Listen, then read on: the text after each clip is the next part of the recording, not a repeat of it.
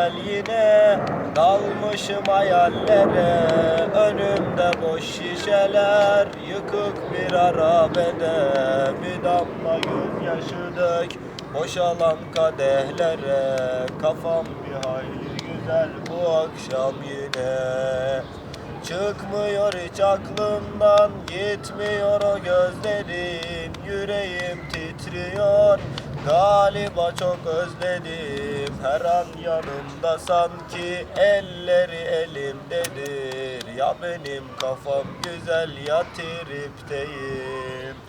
Gözlerim aldanır, gerçek sanar hayali. Bu aşktan geriye bıraktılar vebali. Sanki bir ben yaşadım, bir ben miyim enayi? Kafam döner durur bu dumanlı hali.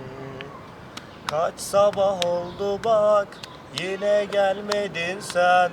Gözüm sokak başında, bir gelip görünsen.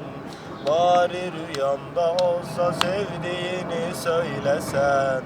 Bir kez adımla seslenip gülümsesen. Ağlama gözlerim, dönmez artık giden. Belki birini bulmuş, aşık olmuş yeniden.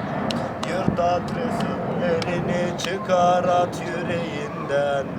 Gidenler kazandı, kalansa kaybeden. Bekle döner dediler, oldu tam 8 yıl.